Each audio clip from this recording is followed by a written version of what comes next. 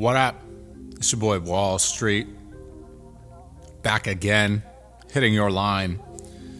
And today I want to talk about the terrible, terrible season that is being had by the Philadelphia 76ers, because I think it's about time to throw in the towel and then some, because this is not what I think anyone really saw coming. I think a lot of people saw, maybe them being underwhelming for, the talent level that they have on paper, having Joel Embiid, Paul George, Tyrese Maxey, Jared McCain. It's been an awful season. It's just been really, really terrible. And, I think the best thing for them to do right now is throw in the towel, shut down Joel Embiid, give Paul George as much rest as you possibly can, give Tyrese Maxey some rest if he needs it, and just try to, get a good pick in the draft, because if their pick falls outside of the top 6 this year, it goes to Oklahoma City, which everyone knows that they do not need that pick. But Sam Presti, being the genius that he is, has everyone and their mother's pick. So if it doesn't convey this year, meaning if the Sixers finish in the bottom 6, which they're currently projected to pick 6th based on the lottery standings. Obviously, once the actual lottery is drawn for and all of that, it'll be a little different. But if they stay inside the top 6, they will keep their pick. And then next year, OKC will get their pick, but it is protected for selections 1 through 4, and then same thing in 2027. And then if it does not convey in 2027, it's just going to turn into like a second-round pick, I think. So, obviously, I don't think the Sixers are going to be a bottom 4 team next year. I don't think they're going to be a bottom 4 team in 2027 either, unless something drastic happens with Joel Embiid or Paul George. I don't really see that happening, but, we'll see. But obviously, with a season that has gone this poorly, they're sitting at 20-37 on the season, a win percentage of 35.1%. They're currently on an 8-game losing streak. They lost to the Chicago Bulls last night, and at one point, they were down by 50 at home. So they wind up losing the game by 32 points. Paul George and Tyrese Maxey both played. It's just, they need to, the season's got to be canceled for them. Shams was tweeting out that Joel Embiid is going to look into possibly having knee surgery or some other alternatives. It seems like he does want to play. I just think he's physically, he's pushing himself too hard, and I think he has his health at the forefront of his mind, which there was a play, I forget what game it was. It was a few games back. But some dude went up to dunk it. He's in the paint, in defensive position, and didn't even make a motion towards trying to block the shot. So, and I just think if he was healthy, he would be trying to block that shot all day. I think a lot of people give hate to Joel Embiid, and I do think, he can get seen as lazy sometimes or foul baiting or this, that, whatever. I do think he genuinely cares. He just, he doesn't want to destroy his body, because at the end of the day, basketball isn't going to last forever for him, right? But does he want to be walking around with basically no knees, on some level, by the time, he's, 45 or 50 years old, he probably doesn't. So he's got to be smart. I know the Sixers also have a big investment in him. He's, basically the highest committed salary player on that team.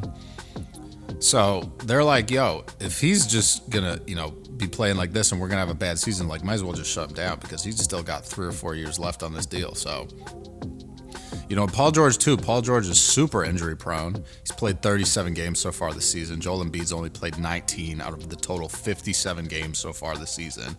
Tyrese Maxey's been the most, consistent out of the 3, playing 48 games so far this season. And, but Paul George, like I said, making a lot of money. Paul George is 34 years old. He's the oldest of the 3 stars.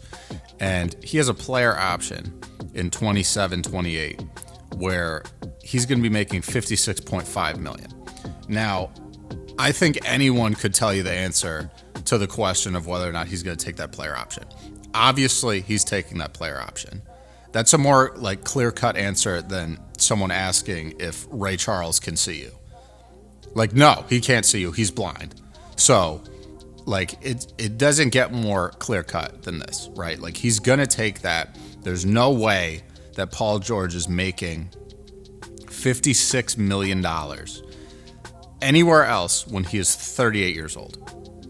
Okay? It's just, it's that simple. So, if you want to make sure that your team can perform before he retires and he's taken a lot of your money, right? Because Joel Embiid's also under contract that season. In the 27-28 season, Joel Embiid's making $62.6 million. And then the season after that, he has a player option for $67.2 million. So if his health continues to degrade like this, you can bet your bottom dollar that Joel Embiid is taking that player option in the 28-29 season for $67 million. It's just, the Sixers have put themselves in a bad situation. And I think Daryl Morey should have known better than to give Paul George basically a max contract. Because how is he going to turn that down, right? How is Paul George going to turn that down? I just didn't think this was a very well thought out move. When it happened, it's turning out to be an even worse move than I thought. But luckily they have Tyrese Maxey. He's 24 years old. He's under contract for a long time as well. Under contract until 28-29. Fully guaranteed, committed. So him and Joel Embiid are really the only guys that are under contract for the 28-29 season right now.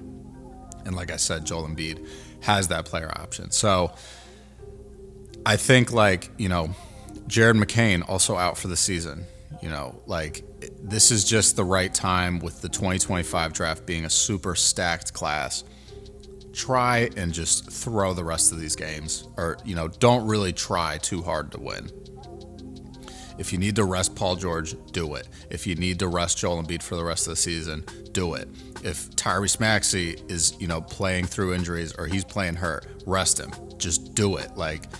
There's no point in trying to be mediocre in the NBA, right? Especially when you have an uphill battle to climb to even get there, right? They're not even in the play-in discussion, right? They lost to the Bulls last night, and the Bulls are the 10 seed at 23-35. The Brooklyn Nets, who really have a very, not star-studded roster, are above the Sixers.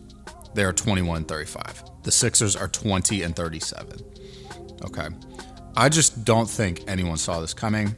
And I think you have to, kind of believe in the sunken cost fallacy here if you're Daryl Morey and the Sixers, operations team and, front office.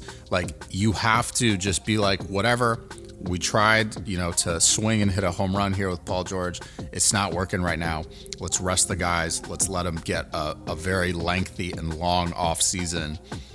And hopefully we get a top 5 pick or a top 6 pick, right? And, you build from there. Because I'm not going to lie to you. I think having a Cooper Flagg or an Ace Bailey or a Dylan Harper or a VJ Edgecombe or an Igor Demin, any of these guys, right? And you have Paul George and Joel Embiid as your vets, and you have Tyrese Maxey as a budding superstar, Jared McCain as well. I just think that sounds a lot better than the Sixers making the play-in tournament and sneaking into the playoffs.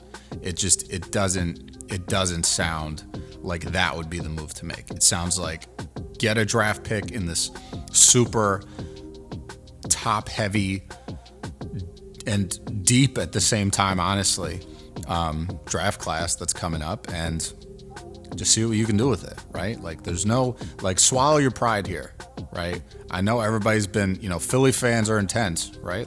I know, Knicks fans are intense too.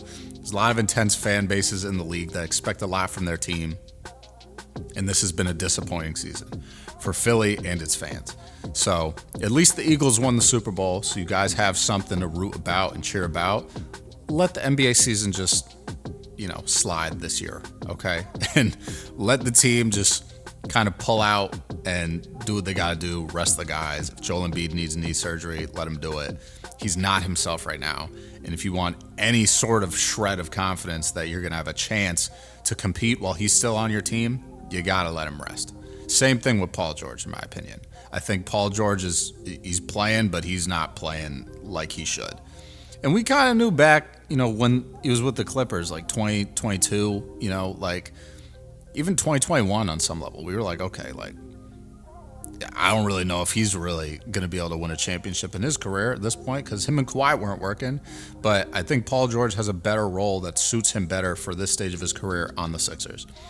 He can really just be a spot-up guy, defend, but you have to be in shape and not playing hurt to really do that at a high level. But he could be probably one of the best 3-and-D guys in the league. He just has to lock in and be healthy. So I want to know what you guys think, though, man. If you're a Sixers fan, please leave some comments down below. I want to know what you think about this team and what you think they should do going forward, between now and the end of the regular season. I want to know your thoughts. So please let me know in the comments and let's talk. Let's link. Let's build. You know what I'm saying? But that's really it. That's all I got, guys. I just wanted to hop on the mic and let you know what I'm feeling about this Sixers team. Love basketball, and I love these stories that we get in the NBA. There's always a team every year that either super exceeds expectations, or there's one that really, really falls below expectations. And the Sixers have really fallen below expectations. So let me know what you guys think, man. As always, stay safe, handle business, stand on business. Peace.